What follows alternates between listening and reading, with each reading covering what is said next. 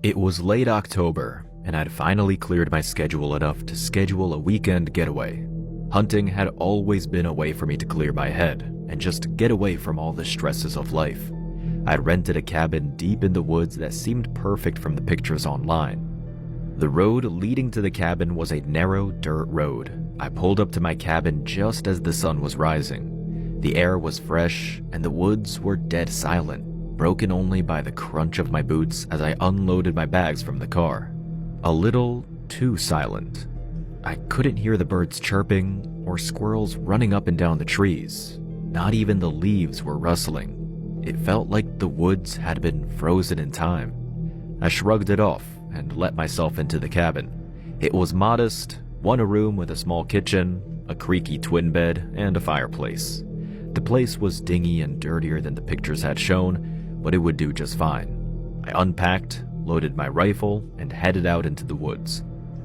I wandered north, searching for signs of deer.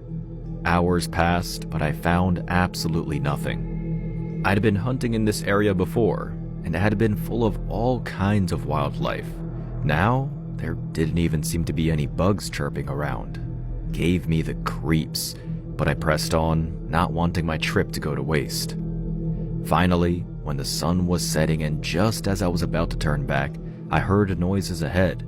I scurried forward, hoping to catch the animal before it got away. That's when I saw them. Through the trees, maybe 50 yards away, was a group of people gathered around a fire. There were 6 or 7 of them, all wearing dark robes with hoods that obscured their faces. They stood in a circle, chanting in low, guttural voices that didn't sound like any language I'd ever heard. I froze. The people hadn't noticed me. They swayed in unison, muttering on and on. My heart pounded in my chest. I clutched my gun tight. I knew these people were bad news, so I slowly began to creep backwards. I went very slowly, careful not to step on a twig or rustle a leaf. When I was far enough, I turned and sprinted straight for my cabin. My mind raced the whole way there. Who were those people? What were they doing out here? I got back to my cabin and ran for the door. I pulled out the key and grabbed the doorknob, but to my horror, the door pushed open. It had been left ajar, but I knew for sure that I had shut and locked it before I left.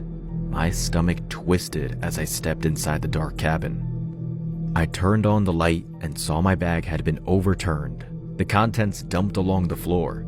My sleeping bag had been ripped off the bed and torn down the middle. Someone had broken into my cabin. I scoured the inside with my gun, making sure no one was inside. Once I confirmed it was empty, I shut and locked all the doors and windows again. I gathered up my stuff, ready to get in my car and get the hell out. And then it started storming. Not just a light rain, it felt like buckets of water were being dumped on the roof of the cabin. Thunder struck constantly. I thought back to the sketchy dirt road I'd driven in on and realized I didn't want to take my chances on it, even if that meant staying in these woods. I heated up some food in the fireplace but didn't feel very hungry.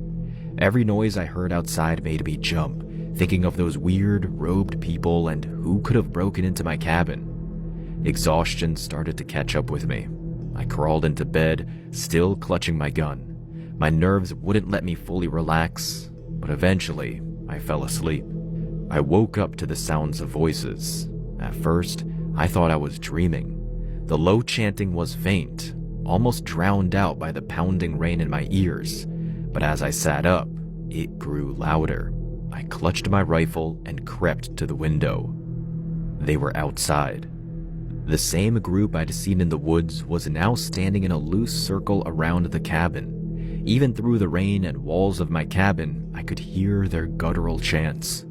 Goosebumps rippled on my arms, and my heart hammered in my chest. I slammed open the window and shouted into the rain, "Get the hell out of here!" They didn't flinch.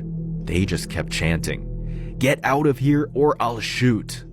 I slammed the window, brandishing my weapon through the glass. I grabbed my phone and called the cops. They told me they'd send a car out as soon as possible.